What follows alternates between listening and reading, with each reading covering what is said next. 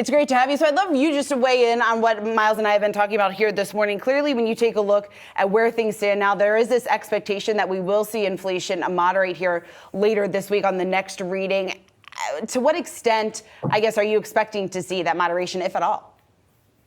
Yeah, I mean, of course, on a monthly basis, it's pretty hard to forecast the inflation numbers, totally accurately. I'd say that, really what I'm going to be looking at, and I think, frankly, most people in the market are going to be looking at, is that core services number.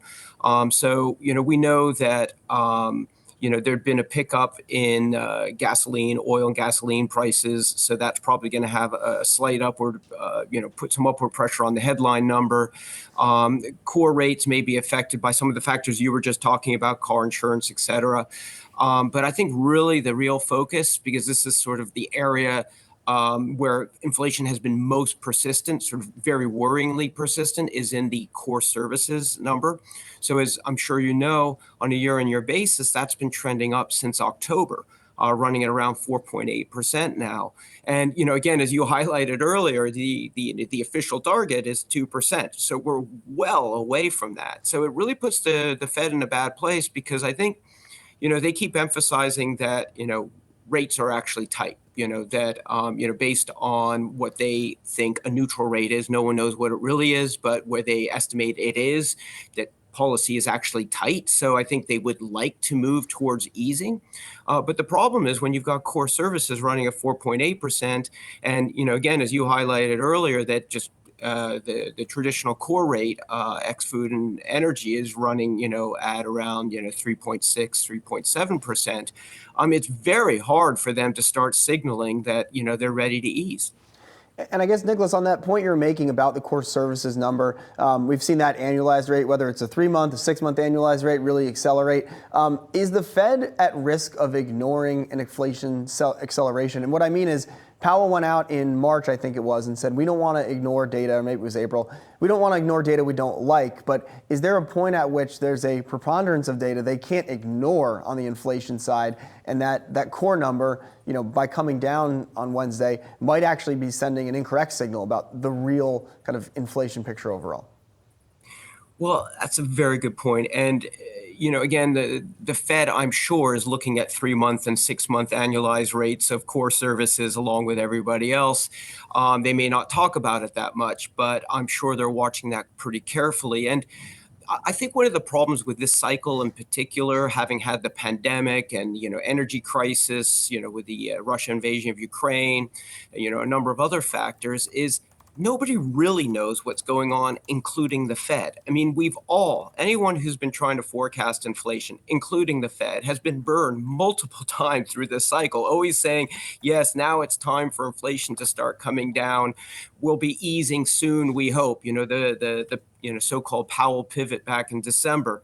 Markets rally off it, credit spreads tighten, and then that actually has a stimulating effect on underlying economic growth.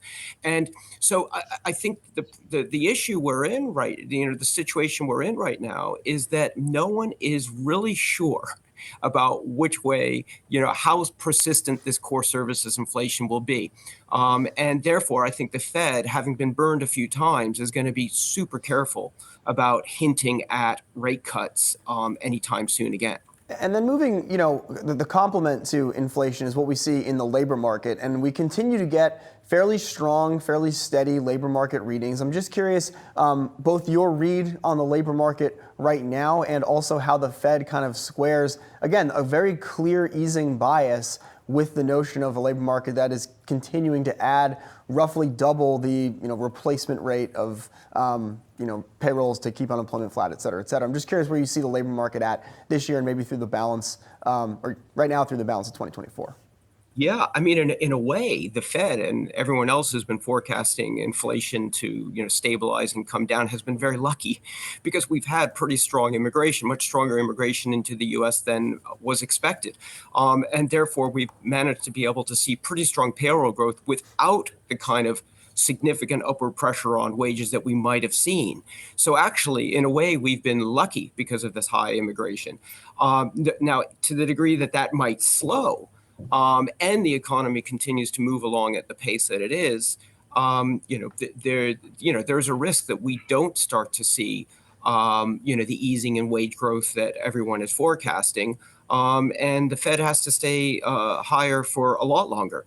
And I think, just going back to why do they keep and why do, most forecasters keep expecting the Fed to get ready to ease? I think it always goes back to the idea, the concept that the Fed is actually that policy is currently tight because the Fed rate is well above the estimated neutral rate. But the problem is no one knows what that neutral rate is. It's very theoretical. And that goes back to, where should policy end? What is the ultimate terminal rate for policy?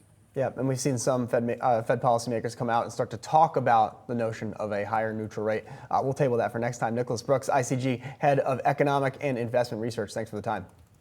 Thank you very much.